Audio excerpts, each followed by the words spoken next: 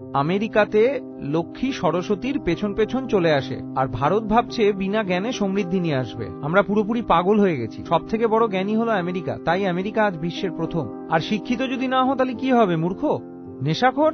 ওনাদের নদী দেখুন, ওনাদের জঙ্গল দেখুন, ওনাদের বায়োডাইভার্সিটি দেখুন, আর দেখুন যে আমরা আমাদের পাহাড়ের সাথে কি করছি। দেখুন আমরা লাদাখের সাথে কি করছি, দেখুন আমরা উত্তরাখণ্ডের সাথে কি করছি, দেখুন আমরা সিমলার সাথে কি করছি। আর তারপর ওখানে গিয়ে দেখুন যে ওনারা ওনাদের প্রাকৃতিক রাশিকে পরম যত্নে বাঁচিয়ে রেখেছে তারা। আর আমাদের তো শুধু প্রকৃতির ক্ষতি করে পকেট ভরতে হবে। আমাদের যুবকদের শুধু এটাই বোঝাচ্ছি যে পকেট ভরার জন্য কাজ করো, জঙ্গল কেটে পকেট ভরো। হাসদেওতে দেখুন কি করছে।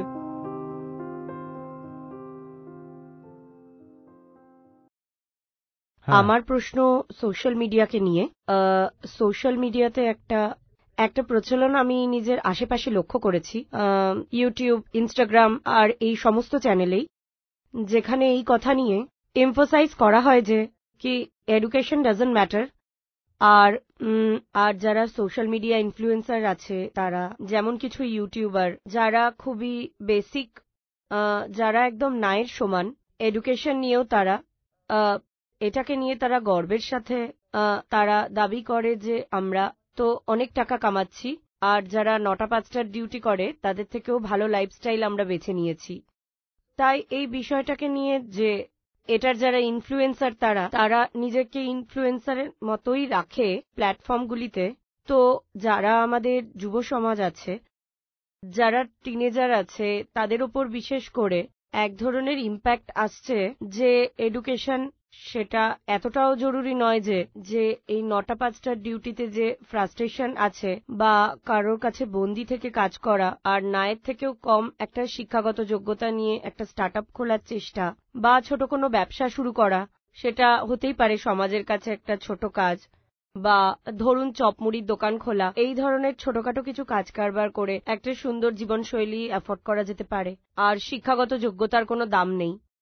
আর এর কিছুটা প্রভাব আমি আমার চারিদিকেও দেখতে পাই, যেখানে আমার বাড়িতেই আমার ভাই এবং কাজিন যারা আছে, তারা কলেজে পড়াশোনার জায়গায় বেশিরভাগই ইনস্টাগ্রাম আর স্টার্টআপ এই দিকেই বেশি ঝুঁকে পড়ছে। আর এই সমীক্ষার ওপরেই কিছু যেমন ডেটা আমি পেয়েছি, যেটা এটাই বলছে যে ইন্ডিয়াতে 55% অফ দ্য ইউথ ইজ আনএমপ্লয়েবল। তো আমার চোখে এটা একটা ষড়যন্ত্রই বটে যে আসলে এটা ডেটাগুলো যাতে লুকানো যায়। তো আমার প্রশ্ন হলো এটাই যে এটা কেন হচ্ছে, আর এটাকে আমরা থামানোর জন্য বা এটা আমরা কিভাবে শেষ করব আমরা নিজের যুব সমাজে এই প্রভাব পড়ার থেকে। ধন্যবাদ। দেখুন, এটার কারণ ওই যুব সম্প্রদায়েরা নয় যারা বলছে জ্ঞানের বা শিক্ষার কোনো খুব বেশি মূল্য নেই। এর কারণ হলো সমাজ, যারা শিক্ষার সমমূল্যায়ন করেই না।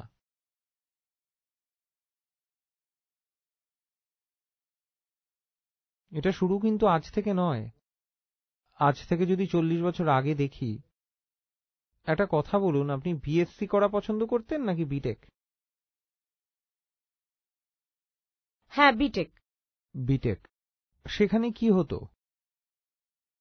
প্রফেশনাল এডুকেশন, ব্যবসায়িক শিক্ষা, ভোকেশনাল এডুকেশন, যেখানে শিক্ষাটা গৌণ হয়ে যায়। তাহলে বলো, কোন শিক্ষা থেকে টাকা পয়সা পাবে তুমি?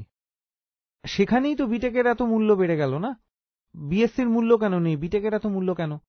সায়েন্স কিন্তু টেকনোলজির থেকে অনেক ওপরের জিনিস। সায়েন্স হলো মা, আর টেকনোলজি তো বাচ্চা, আর বাচ্চারাই বেশিরভাগ উপদ্রব করে। বিজ্ঞান না থাকলে টেকনোলজিও থাকবে না। তবু বিএসসির কোনো মূল্য নেই, তাহলে বিটেকের এত মূল্য কেন? কারণ এই সমাজ বলে যে অর্থ যার মূল্য তার। হতে পারে বিজ্ঞান পড়েছেন, কিন্তু সমাজের কাছে কোনো মূল্য নেই। আর যে জিনিসটাকে সমাজ মূল্য দেয় না, ওই জিনিসটার জন্য কেউ কাউকে কেন অর্থ প্রদান করবে? আপনি যদি বিটেকেও দেখেন, সেখানে একটা ক্যাম্পাসের মূল্য আরেকটা ক্যাম্পাসের থেকে কেন এত বেশি? অন্যান্য ক্যাম্পাসের অপেক্ষায় একটা ক্যাম্পাসেই কেন এত বেশি লোক আসছে? প্লেসমেন্ট। যদি একটা ক্যাম্পাসেই আসেন সেখানে তো অনেকগুলো ব্রাঞ্চ থাকে, তবুও কেন সবাই একটা ব্রাঞ্চেই আসতে চায়? প্লেসমেন্ট। কারণ এই যে বাচ্চাটা আছে না 17 বছরের, আইটি বা জেইইউ কিছু পাশ করে এসছে, একে কি থোড়ি বলা হয়েছিল যে তোমার জীবনে জ্ঞানেরই মূল্য বেশি আর তুমি পড়াশোনাটা জ্ঞানের জন্যই করছো? ওর মনে তো ছোটবেলা থেকে এটাই ঢোকানো হয়েছে যে পড়াশোনার একমাত্র উদ্দেশ্য হলো টাকা পয়সা। পড়াশোনার উদ্দেশ্য টাকা পয়সা, আর ওই টাকা পয়সার লালসার জন্যই পরীক্ষার প্রস্তুতি নেয়, আর এই আইআইটি জেইইউ এই এন্ট্রান্সের পরীক্ষাগুলো দেয়। অ্যাপ্লিকেন্টসদের একবার বলে দেন যে কোনো প্লেসমেন্ট নেই আইআইটিতে, ওটার পরে দেখুন যে এদের মধ্যে কতটা ইচ্ছা থাকে। কোটাতে চলে যান আর ঢোল পিটিয়ে বলুন যে এখন আইআইটিতে আর কোনো প্লেসমেন্ট হচ্ছে না, তারপর দেখুন যে পুরো শহর ভেঙে পড়ে কিনা। আপনি যদি একটু পেছনে যান তাহলে এই 5 বছরের এই বাচ্চাটাই বাবাকে টাকার জন্য দৌড়াতে দেখেছে। বাচ্চাটা দেখেছে যে ওর মা তখনই সম্মান পায় যখন অনেক গয়নাগাটি পরে বিয়ে বাড়িতে যাওয়া আসা করে। এর বাপ ঠাকুরদা জেঠু সবাই এসে ওকে এটাই বলেছে, টাকা কামা, টাকা টাকা। শিক্ষা কামিয়ে নিয়ে কেউ কখনো এটা বলেছে? কখনো কেউ কি বলেছে কি? তাহলে পড়াশোনাটাও যদি টাকার জন্যই করতে হয়, তাহলে আমি কেন পড়াশোনা করব যদি পড়াশোনা ছাড়াই টাকা আসে? তো আমি কিভাবে দোষ দেব? যারা এরকম কথা বলে তাদের বলুন। আইআইটিতেও যদি ঢুকতে হয় শুধুমাত্র টাকার জন্য, তাহলে লক্ষ্যটা কি? টাকা। আর ওই টাকার প্রাপ্তি যদি বিনা পড়াশোনা ছাড়াই হয় তাহলে সেখানে ক্ষতি কি? তাই লোকজন ড্রপ আউট করছে আর বলছে পড়াশোনার দরকার নেই, কারণ শেষে তো টাকাই কামাতে হবে, তাই না মা? মা, তুমিই তো ছোটবেলা থেকে বলেছ যে ডাক্তার হও, উকিল হও, ইঞ্জিনিয়ার হও, ব্যবসাদার হও, যা কিছু হওয়ার হও। কিসের জন্য? টাকার জন্য। যখন টাকাই দরকার তাহলে পড়াশোনার কি দরকার? আমি টাকা এমনি এনে দেবো। এখন আমি কিছু আদর্শও পেয়েছি জীবনের, কিছুটা উদ্যোগ দুনিয়া থেকে, এই সোশ্যাল মিডিয়া থেকে, যারা বলছে দেখো আমরা কোনো পড়াশোনা করিনি কিন্তু আমাদের কাছে যথেষ্ট টাকা আছে। তাই তারা বলে দেখো যাই করো না কেন টাকাই তো কামাতে হবে না, তাহলে পড়বো কেন? এর জন্য সামাজিক মূল্য ব্যবস্থা যতটা দায়ী, একইভাবে তার পরিবারও দায়ী যেখানে সে বড় হয়েছে।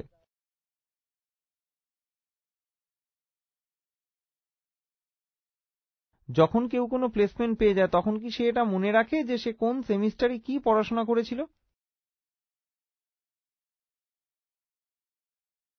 আর বেশিরভাগ তো যদি আমরা ভারতের কথা বলি, আর আর যদি ইঞ্জিনিয়ারিং এর কথা বলি, কারণ তাতে আমার জ্ঞান একটু বেশি, তাহলে যেই চাকরি আমরা পেয়ে যাই সেখানে আমাদের জ্ঞান শিক্ষা কাজেই লাগে না কখনো কখনো। আপনি হয়তো করেছেন কেমিক্যাল, মেকানিক্যাল ইঞ্জিনিয়ারিং, আর ভারতবর্ষে চাকরি বেশি পাওয়া যায় সফটওয়্যারে আর ডেটা সায়েন্সে। আমরা 4 বছর মেকানিক্যাল ইঞ্জিনিয়ারিং পড়ার পর চাকরি পেয়ে গেলে জ্ঞানকে তো আমরা তখনই লাথি মেরে দিই। কোডিং এ 2 মাস কোডিং করে তুমি একটা চাকরি পেয়ে গেলে। কোডিং এও তো এমন কিছু লাগে যে কিছু ইঞ্জিনিয়ারিং এর কাজ থাকে, কিন্তু সে রিটেলে চাকরি পেলে সেখানেও চলে যাবে। ও যদি কোনো একটা বড় রিটেলে সব ফ্লোরে চাকরি পেয়ে যায়, ও তো হাসতে হাসতে ওখানেই চাকরি করবে, কারণ পয়সা বেশি পাচ্ছে। শিক্ষার দামটা কোথায়? পড়াশোনাতে তখনই মন বসবে যখন আমরা জ্ঞানকে সম্মান দেব বেশি। আমাদের ঘরে আদৌ জ্ঞানকে মূল্য দেওয়া হয়? শিক্ষিত কাউকে পেলে তো আমরা তাকে নিয়ে মজা করি। আর কেউ 1 নম্বরের ঘুষখোর, চোর, বেঈমান, জোচ্চোর, কিন্তু তার কাছে অনেক টাকা আছে এবং সে আমাদের যদি ঘরে আসে আমরা কিন্তু অনেক সম্মান দিই তাদের। এই তো সবে হোলি গেছে, আপনার ঘরে যদি কেউ শিক্ষিত চলে আসে, সে হয়তো বিখ্যাত রিসার্চার, কিন্তু সে গ্রান্ট পায় খুবই কম, 20-40 হাজার টাকার। আপনি কি তাকে সম্মান করবেন? করবেন কি? আর বিজ্ঞানীদের কাছে টাকা পয়সা সাধারণত কমই থাকে হয়তো, যাতে করে এমনি খরচাপাতি চালিয়ে নেওয়া যায়, কিন্তু এমনটা তো হয় না যে আপনি কোটিপতি হয়ে গেলেন বিজ্ঞানী হয়ে।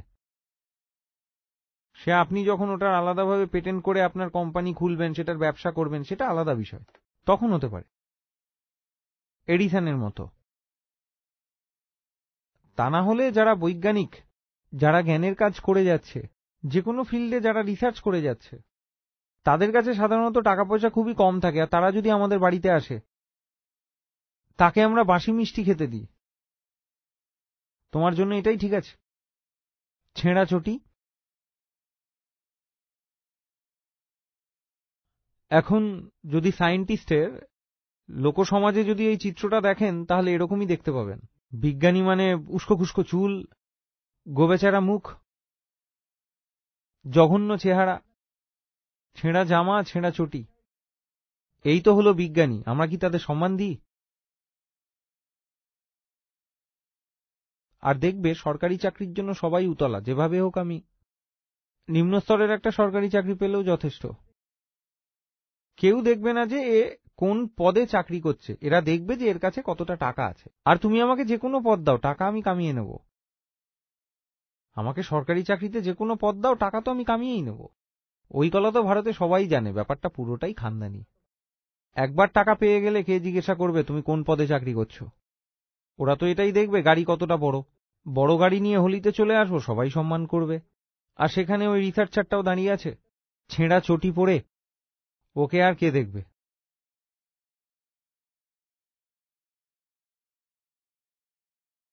এবার আমরা কিভাবে দোষারোপ করব আমাদের ছেলে মেয়েদের? যদি ওরা বলে যে আমাদের শিক্ষার দরকার নেই, এই জ্ঞানের প্রক্রিয়ায় ফালতু আমাদের 5-7 বছর অতিরিক্ত চলে যাচ্ছে, আমাদের জ্ঞানের দরকার নেই, আমরা কোন রকমের শর্ট টার্ম কোর্স করে টাকা কামাবো। আর যদি বলি সেটারও তো দরকার পড়ে না, যা কিছু করে নাও, ইউটিউবার হয়ে যাও, বা কোনো একটা চা চপ মুড়ির দোকান দিয়ে দাও, সেখান থেকেই পয়সা কামাও। শিক্ষার কি প্রয়োজন? আমাদের সমাজ কি জ্ঞানের কদর করে কি? আপনি ভারতীয় সমাজের দিকে তাকান, তারা কি নলেজ বেসড সোসাইটি? বলবেন কি?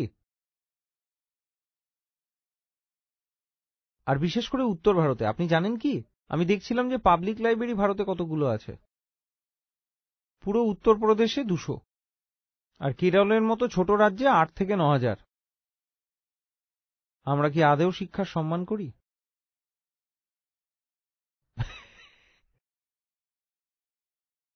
আপনি পাবলিক লাইব্রেরির ডেটা যদি দেখেন ভারতে, আপনার হোঁশ উড়ে যাবে।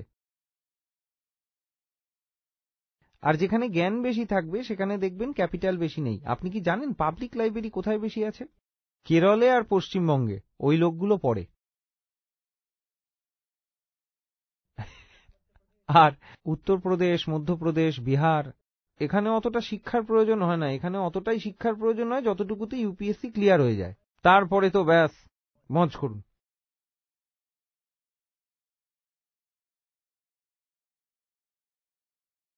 আমরা যুব সম্প্রদায়কে খুব সহজেই দোষ দিয়ে দিই।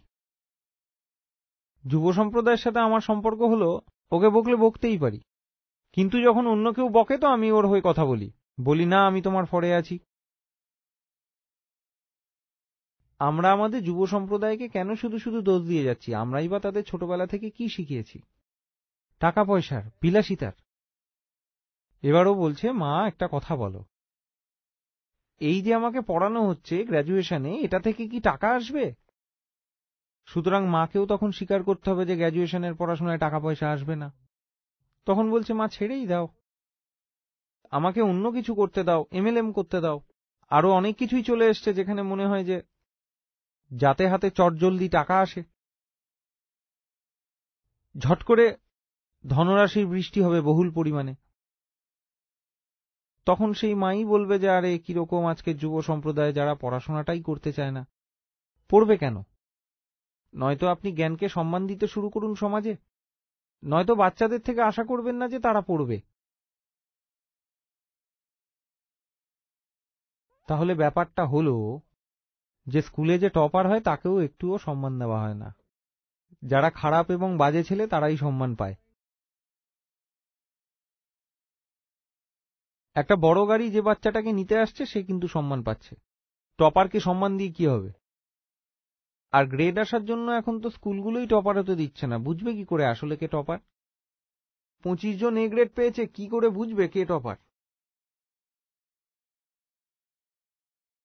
আর এখন তো ফেলটাও করানো হয় না, ফেল হওয়ার পর যে সম্মানহানি হতো সেটাও হচ্ছে না, এখন তো সবাই পাশ করে যাচ্ছে। কিছু কিছু নিম্ন শ্রেণীতে তো ওদের তো কোনো ফলাফলই প্রকাশ পায় না, রেজাল্টও বেরোয় না, বলা হয় শুধু পাস উইথ প্রমোটেড।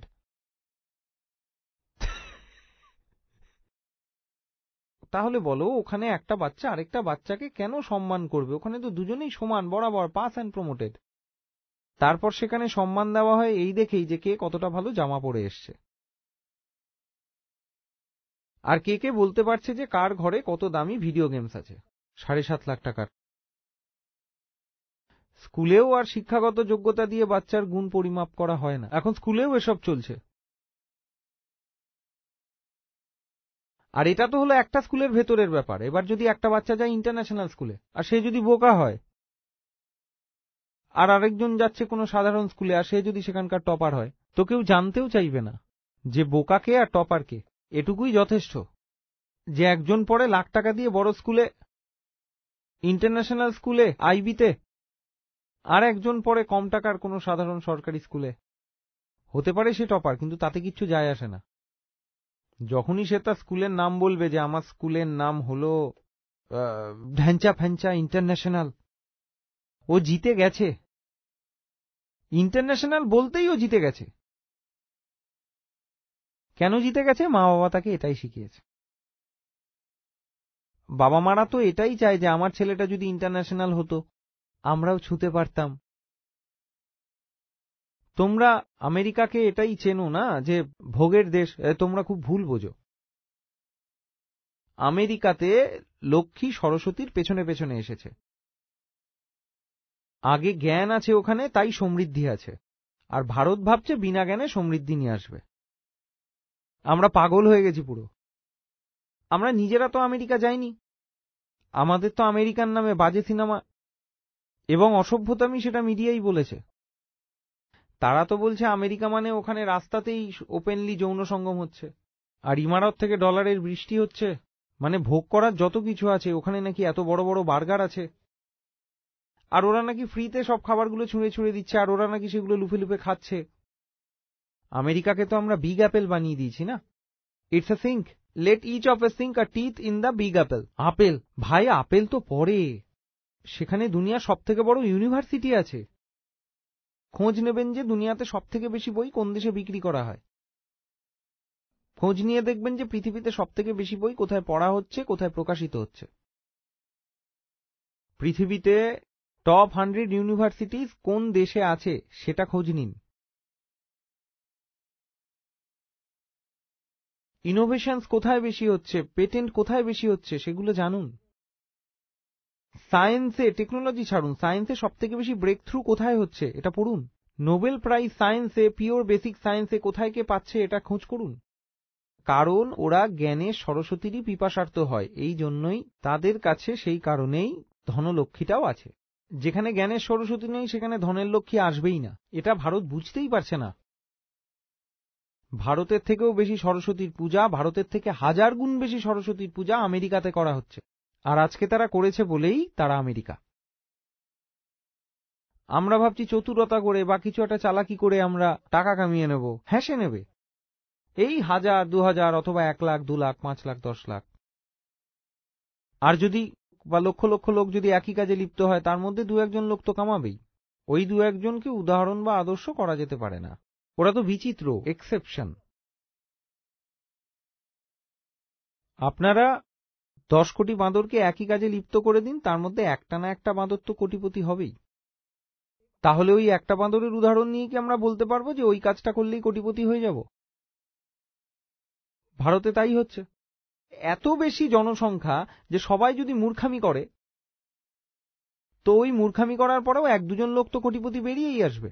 তো ওই 1-2 লোককে দেখিয়ে আমরা থোড়াই বলে দেবো যে মূর্খামি করার জন্য মানুষ কোটিপতি হয়ে যায়। ভালো করে বুঝে নিন, আপনার যদি অর্থের দরকার হয় তাহলে অর্থ জ্ঞানের পেছনে আসে। এই জন্য আমি বলে থাকি যে পৃথিবীটা দেখা দরকার। আর যদি আপনার কাছে এতটা টাকা না থাকে বিদেশ যাওয়ার মতো, তো অন্তত বিদেশিদের নিয়ে পড়ুন। আর এখন তো ইন্টারনেট আছে, ভালোভাবে দেখুন যে ওদের জীবন কেমন এবং ওরা কি করে। আমাদের মনে বড্ড বিচিত্র ছবি চলে এসছে।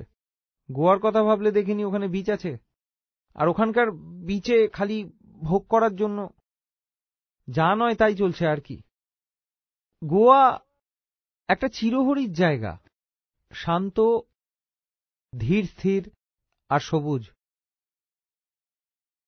কিন্তু যে গোয়া যাবে না সে ভাববে যে গোয়া মানে তো সে একটা ভোগ বিলাস চলছে, বিকিনি পরে হেঁটে যাচ্ছে, বিয়ার চলছে, মদ চলছে, যা তা চলছে। ওই সব কিছু গোয়া স্রেফ 1%। গোয়া 99% একটা রোমাঞ্চক, চিরহরিৎ, শান্ত জায়গা হলো গোয়া, যেখানে আপনি সুখ পাবেন, মনে শান্তি পাবেন, বিশুদ্ধ বাতাস পাবেন, সমুদ্র পাবেন, সূর্যের আলো পাবেন, আর চারিদিকে সবুজ আর সবুজ। আর মিডিয়া তো আমাদের বলতেই থাকে, মানে ওদের তো কাজই এটা, না হলে তো সিনেমা চলবে না। যদি আপনি দেখেন একটা সিনেমাতে গোয়া মানে সবুজ, তাহলে তো সেই সিনেমাটা দেখবেন না, তাই না? আপনাকে যদি গোয়ার কোনো সিনেমার কথা বলা হচ্ছে তাহলে আপনি এটাই ভাববেন ওখানে ভোগবিলাস দেখানো হচ্ছে। ওখানে সবুজ দেখানো হলে আপনার মন খারাপ হয়ে যাবে। সেরকমই আমেরিকা আছে, জার্মানি আছে।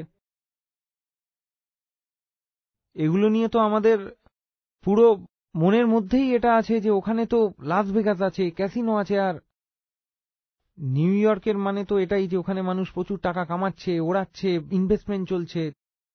আপনি পড়বেন যে দুনিয়ার সবথেকে সুন্দর জায়গা কোনটা, বিউটিফুল সিটিজ অব দ্য ওয়ার্ল্ড, ওখানেও নিউ ইয়র্কের নাম্বার আসে। কিন্তু আপনাদের সামনে যদি বলা হয় নিউ ইয়র্ক, তখন আপনার মনে বিউটি শব্দটা আসবেই না, তখন যেটা আসবে সেটা হলো মানি।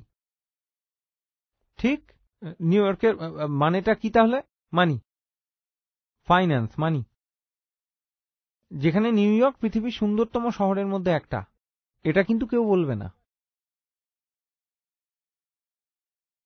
আমরা গরিব রয়েছি তো রয়েই যাব। আমরা এতটা মূর্খ হয়ে গেছি, এখন আমাদের কাছে টাকাটাই সবকিছু। দারিদ্রতা কিন্তু একটা ছোট সমস্যা, মূর্খ হয়ে যাওয়াটা কিন্তু একটা বড় সমস্যা। আমরা মূর্খ হয়ে গেছি, আমরা মন থেকেই গরিব। শারীরিক দারিদ্রতা কোনো বড় ব্যাপার নয়, সেটা এক সময় কেটে যায়, কিন্তু মনের দারিদ্রতাকে কি বলবে?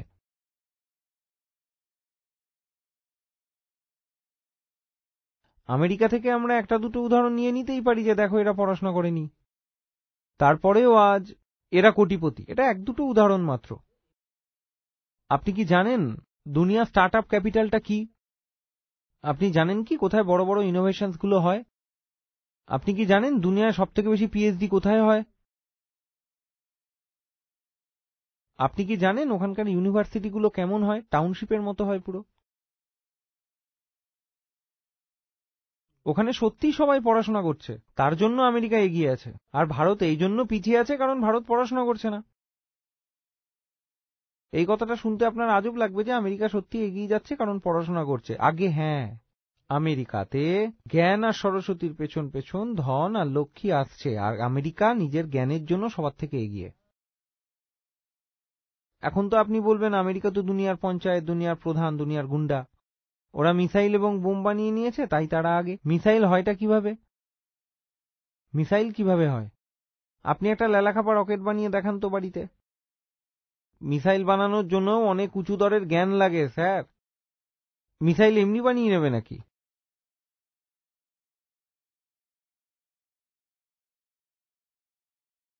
মিসাইলের মাল্টিপল রি এন্ট্রি টেকনোলজি আছে, যেটা ভারত এই সদ্য সদ্য প্রয়োগ করেছে।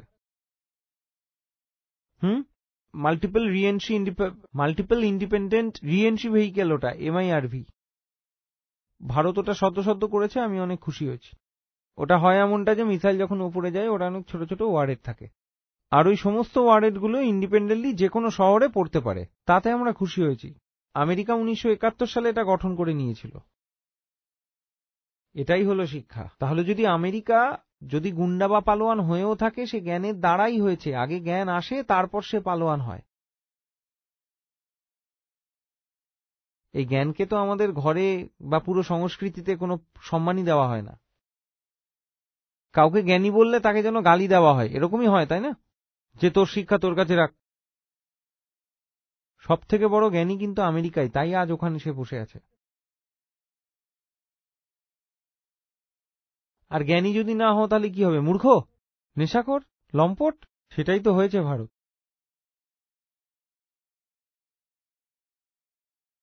আইআইটির একজন ব্যাচমেট ছিল, এই তো গত বছরই কথা বলেছিলাম, এসো তোমায় ঋষিকেশ ঘোরাবো।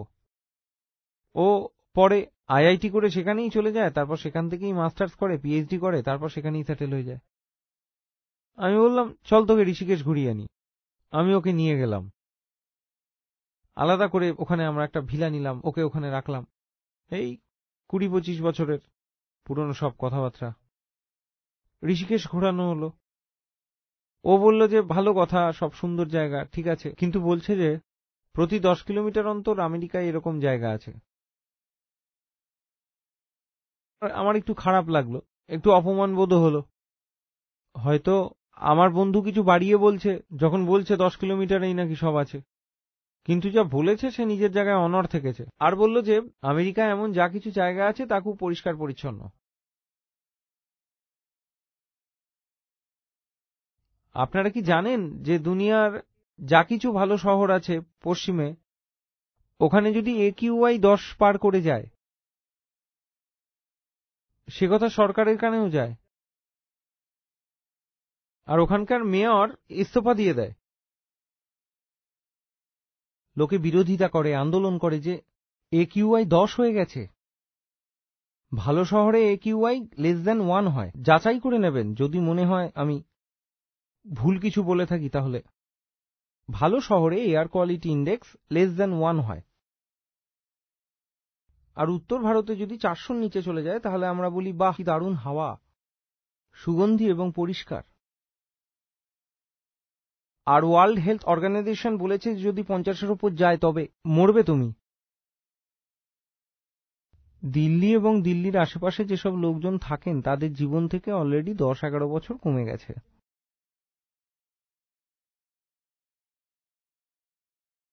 প্রতিদিন আপনি যে বেঁচে আছেন উত্তর ভারতে, প্রত্যেকটা দিন আপনার জীবন থেকে 1 ঘন্টা কমে যাচ্ছে। এবার বলেন আপনার শুনতে কেমন লাগছে? আজ আপনি যে এখানে বেঁচে নিলেন না, আপনার জীবন থেকে 1 ঘন্টা কমে গেছে এখানে বসে থাকার দরুন। আর আমেরিকার আবহাওয়া দেখে নেন।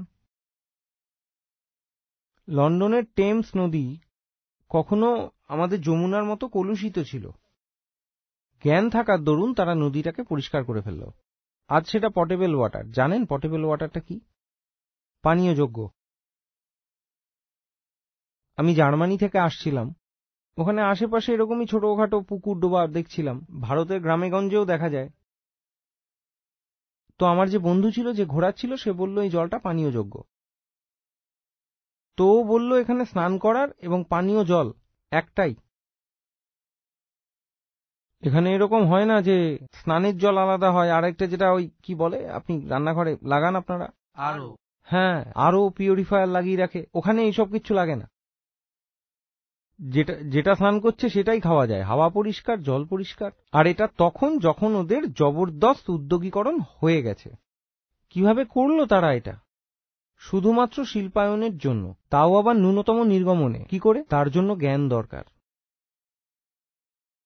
আর মূর্খরা বলবে আরে যেভাবে হোক টাকা কামিয়ে নি না, পলিউশন হলে হোক হোক। এটাই ভারত, টাকা কামাতে হবে আমাকে, তাতে পলিউশন হলে হোক। গঙ্গা কিভাবে দূষিত হলো? গঙ্গোত্রীর থেকে দূষণ চলছে কি?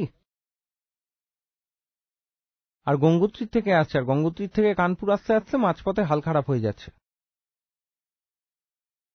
কেন? মাঝখানে সব ভারতের মূর্খরা বসে আছে, উদ্যোগপতি।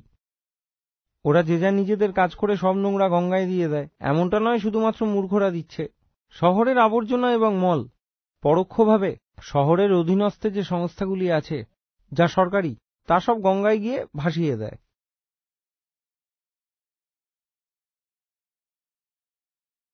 এটা তখনই হয় যখন জ্ঞান না থাকে। ওরা ওদের টেমস নদ কেন পরিষ্কার করেছে? কারণ ওরা জানে যে দুষ্পরিণামটা কি হতে পারে। আমরা তো কিছুই জানি না, আমাদের মিডিয়া আমাদের দেখিয়ে যাচ্ছে যে এই ধরুন এইটা পাকিস্তান থেকে আসছে আর কি ধরনের শাড়ি পরে আছে।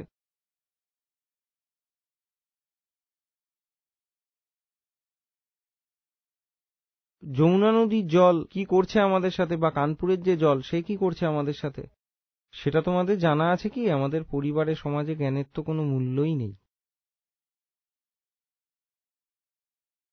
জিডি আগারওয়ালের নাম শুনেছেন আপনারা? শোনেননি, কারণ মিডিয়া আপনাদের শোনায়নি। উনি আইআইটি বিএইচইউ এবং আইআইটি রুরকির সাথে যুক্ত ছিলেন।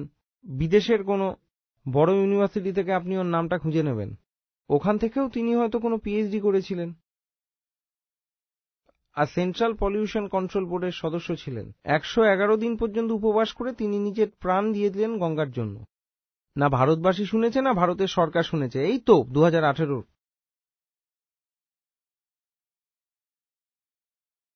111 দিন ধরে তিনি বলে চলেছেন যে আমি জানি, আমি রিসার্চার, আমি ইঞ্জিনিয়ার, আমি সায়েন্টিস্ট, আমি নিজে সরকারি দপ্তরে পলিউশন ডিপার্টমেন্টে ছিলাম, আমার কথা শোনো, তোমরা গঙ্গাকে দূষিত করছো। উনি 111 দিন ধরে অনশনে ছিলেন, সরকার তার সাথে কথাও বলেনি, আর উনি মারা গেলেন 2018-তে। ঋষিকেশের এইমসে মারা গেছেন। এইভাবেই আমরা আমাদের জ্ঞানীদের সম্মান করি। যদি অন্য কোনো দেশে এটা হতো যে ওখানকার একজন টপ সায়েন্টিস্ট আমরণ অনশনে বসেছে, তাহলে ওখানকার সরকার পড়ে যেত। কিন্তু আমাদের জ্ঞান নিয়ে কি হবে? আইআইটি আলাদেরও সম্মান করা হয়, কারণ তারা টাকা কামায়। এমনও অনেক আইআইটিয়ান আছে যারা টাকা কামায় না, আপনি তাদের সম্মান করবেন না।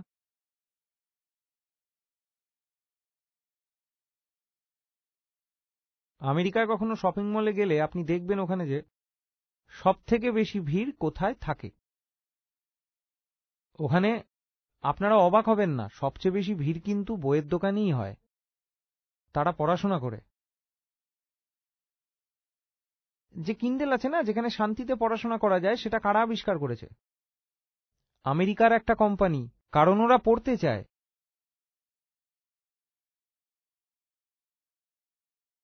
ওরা বলে যে আমি ফ্লাইটে থাকলেও পড়তে চাই, আমি সব সময় পড়তে চাই। ওটা একটা নলেজ বেসড কান্ট্রি এবং একটা নলেজ বেসড ইকোনমি। আমরা মূর্খামি বেসড। আমাদের যেভাবে হোক টাকাটা লাগবে, সে ঘুষ থেকেই হোক, অথবা খারাপ কাজের দ্বারা হোক, বা আবর্জনা ছড়িয়েই হোক, টাকা আসছে না, ব্যাস।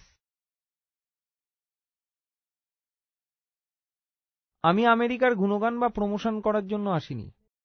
অন্য সুযোগে আমি আমেরিকার অনেক নিন্দা করেছি, বহু বিষয় নিয়ে বহুবার ভৎসনা করেছি। আমি জানি ওদের কোথায় কোথায় দোষ আছে। কিন্তু আজকে যে কথাটা হচ্ছে, এই কথায় আমাদের শেখা উচিত যে ওরা কতটা জ্ঞানকে সম্মান করে। টিভিতে যে অনুষ্ঠানগুলো হয় তাতে জ্ঞানমূলক কতগুলো প্রোগ্রাম হয়, আর বিনোদনমূলক কটা হয়? সব প্রোগ্রামগুলো ব্যাস খালি উত্তেজকপূর্ণ হয়। জ্ঞান বাড়ে এমন কি জিনিস আপনারা দেখা পছন্দ করেন? জ্ঞান শুরু হলো তো ঘুম চলে এলো।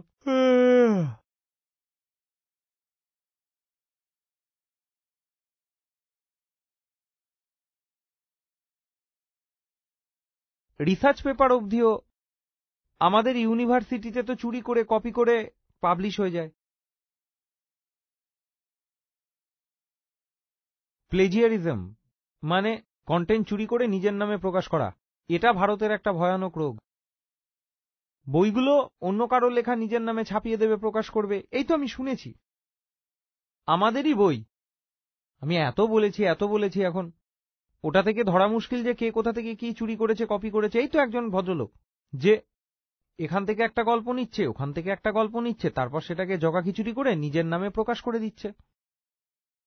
আর লোকজন ওনাকে বলছে এ তো উঠতি উদীয়মান লেখক, প্রতিভাশালী।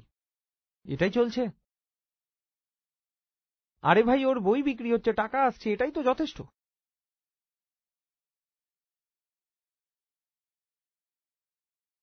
ফাঁকিবাজি চাই টাকা কামানোর জন্য, ব্যাস।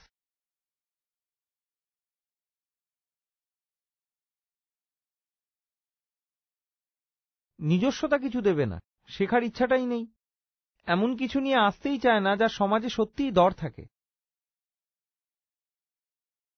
চুরি করো, লোক ঠকাও, কারোর গর্দান কেটে দাও, 2 নম্বরই করো। 2 নম্বরই নকল মাল কোন দেশে সব থেকে বেশি পাওয়া যায় বলেন তো? সেটা আপনার হিং হোক, হলুদ হোক, বা গুড় হোক, বা যা কিছুই হোক না কেন। এই ধরুন আপনি দুধটাই যে বাজার থেকে কেনেন, সব থেকে বেশি 2 নম্বরই কোথায় হয়? আর যারা 2 নম্বরই তারাই কোটিপতি হয়ে গেছে। করাপশন ইন্ডেক্সে দেখুন ভারতের স্থান কোথায়, সে সরকার হোক, বা বিউরোক্রেসি হোক, বা ব্যবসা হোক। দেখুন ওখানে কি চলছে এখন। এখন তো ইলেকটোরাল বন্ডসে ঝামেলা হচ্ছে। এভাবেই তো আমাদের এখানে টাকা আসে। প্রকৃতির ক্ষতি করো, সেভাবেই আমাদের এখানে টাকা আসে।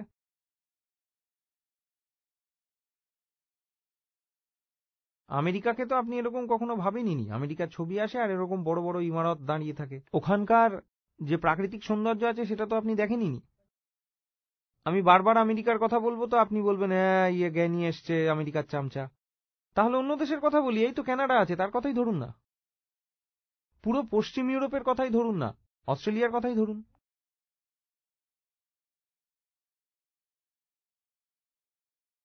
তারা শুধুই বিকাশের দিকেই মনোযোগ দেয়নি, তারা প্রাকৃতিকভাবে সুন্দর এবং প্রকৃতিকে অনেক ভালোবেসে সংরক্ষণ করেছে। তাদের জঙ্গল দেখুন, তাদের নদী দেখুন, তাদের বায়োডাইভার্সিটি দেখুন। আর এদিকে দেখুন আমরা আমাদের পাহাড়ের সাথে কি করছি, দেখুন আমরা লাদাখের সাথে কি করেছি, দেখুন আমরা উত্তরাখণ্ডের সাথে কি করেছি, দেখুন আমরা সিমলার সাথে কি করেছি। এরপর ওখানে গিয়ে দেখুন যে ওরা নিজেদের প্রাকৃতিক রাশিটাকে তারা কত আদরের সাথে সংরক্ষণ করছে। যদি রাস্তা পার হতে হয় তাহলে পশুদের জন্য ওরা গ্রিন ব্রিজ তৈরি করে রাস্তার ওপরে, যাতে এমনটা না হয় যে কোনো পশু রাস্তার মাঝে এসে মারা যায়।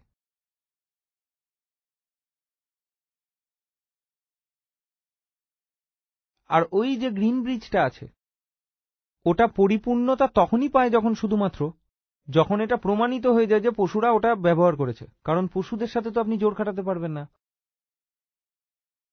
তাহলে যে ওভারহেডে এরকম ব্রিজ বানানো হয়, ওই ব্রিজটাতে নানা রকমের লতা পাতা লাগানো হয়, গাছপালা লাগানো হয়, পুরো ব্যাপারটাকে না সবুজ করে দেওয়া হয়, যাতে পশুদের এটা মনে হয় যে এটা জঙ্গলি আর প্রাকৃতিক আর পশুরা, আর ওটা এতটা মজবুত করে দেওয়া হয় যাতে ভারী পশুরাও যাতায়াত করতে পারে।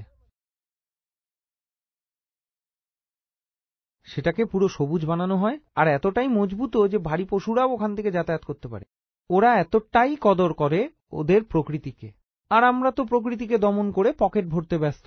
যুব সমাজকে আমরা এই শিক্ষাই দিচ্ছি, যাই হোক করো, পকেট ভরো, জঙ্গল কেটে পকেট ভরো। হাসদেওতে দেখুন কি করছে, জঙ্গল কাটো পকেট ভরো।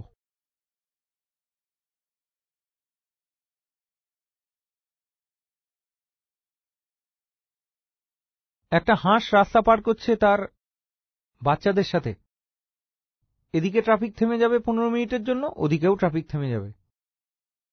হাঁসগুলো একবার পার হয়ে গেলে ট্রাফিক চালু হয়।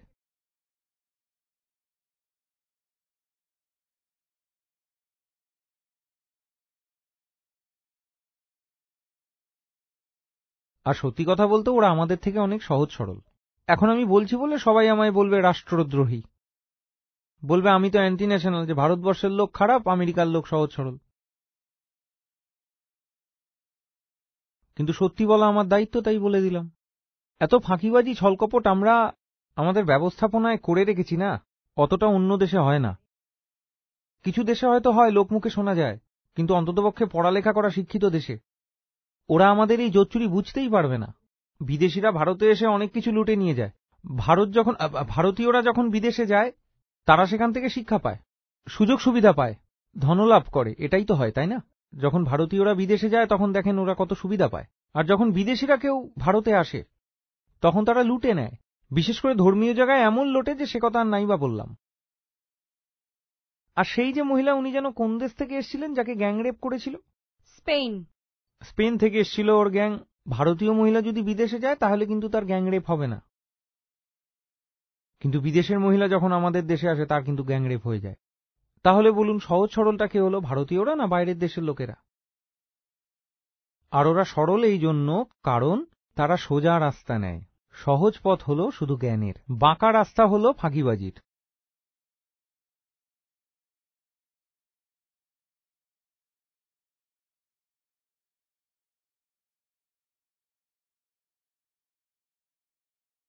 বাচ্চাদের সাথে কথা বলেন, বাচ্চাদের মধ্যে প্রশ্ন তৈরি করুন, বাচ্চাদের পড়তে উৎসাহ দিন। পড়া মানে শুধু স্কুলের পড়াই নয়, ওরা ঘরেও পড়তে পারে। বই কিসের জন্য আছে? বইয়ের থেকে ভালো বন্ধু আর কেউ আছে কি?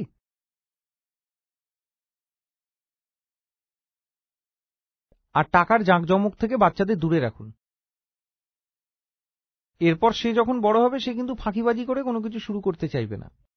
স্টার্ট আপে আমার কোনো সমস্যা নেই, আমি চাই অনেক স্টার্ট আপ উঠে আসুক, খুব ভালো কথা, নতুন ব্যবসা উঠুক, কিন্তু এরকম ভাবে নয় যে তোমার স্টার্ট আপ কি করছে না, সব স্মার্ট অ্যাপস তৈরি করছে। স্টার্ট আপ পুরো যে ইকোসিস্টেমটা আছে ভারতে, ওটা কি ইনোভেশন আছে কি তাতে? এবার স্টার্ট আপ তৈরি হচ্ছে যে তুমি একটা বাটন টিপে দেবে, তাহলে কেউ তোমার বাড়ি এসে গাড়ি ধুয়ে দেবে। এই ক্ষেত্রে ইকোনমিতে এমন কি ভালো দিক বেরিয়ে এসছে আমাকে বলুন দেখি? আর এই কোম্পানিটা চলবেই, কারণ লোকেরা তো গাড়ি ধোয়াবেই। এ তো ভালো বিজনেস আইডিয়া। আমি স্টার্ট আপ কি করেছি, একটা অ্যাপ বানিয়েছি। ওই অ্যাপটা কি করে, আপনি ওখানে আপনার ঠিকানা বলে দেবেন এবং ফোন নাম্বার আর আসার সময় বলে দেবেন এবং গাড়ির নাম্বার বলে দাও, ও আসবে, এসে গাড়ি ধুয়ে চলে যাবে। এটাতে আর গুগলে কিছু পার্থক্য থাকবে না। গুগলও একটা স্টার্ট আপ ছিল আর এটাও একটা স্টার্ট আপ, দুটোয় পার্থক্য বুঝতে পারছেন কতটা? গুগল ভ্যালু এডিশন করেছে, আর এটাতে কি এমন ভ্যালু এডিশন আছে যে কেউ এসে গাড়ি ধুয়ে চলে গেল? আর ভারতীয় স্টার্ট আপগুলো সব কেউ এলো তোমার বাড়িতে খাবার দিয়ে চলে গেল। হ্যাঁ, এটা $1 বিলিয়ন ভ্যালুয়েশন হতেই পারে, তাই এটাতে তুমি কি তীর মেরে দিলে যে রেস্টুরেন্ট থেকে কেউ তোমার ঘরে খাবার পৌঁছে দিল? কিন্তু কদর অনেকটা আছে যে আহা কি কাজ করে দিয়েছে, অনেক ভালো কাজ করে দিয়েছে। কি করে দিয়েছে? বলছে তারা ভেজ বিরিয়ানি বাড়ি এনে দেয়। কি ভালো কাজ করেছে, বাহ। এটার সাথে অ্যাপেলে গুগলে কোনো পার্থক্য দেখা যাচ্ছে কিনা?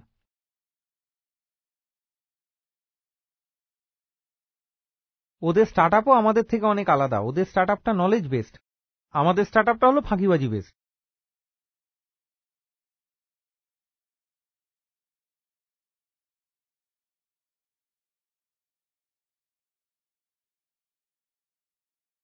বাচ্চাদের ভালো সংস্কার দিন, জ্ঞানকে সম্মান করতে শেখান তাদের, তবে গিয়ে পরে সবটা ঠিক হবে। টাকাটা খারাপ নয়, কিন্তু আমি আবারও বলছি, লক্ষ্মীকে সরস্বতীর পেছন পেছনই আসা উচিত। যখন বিনা সরস্বতীতে লক্ষ্মী ঘরে এসে যায় তাহলে কিন্তু সেটা ভয়ঙ্কর হয়।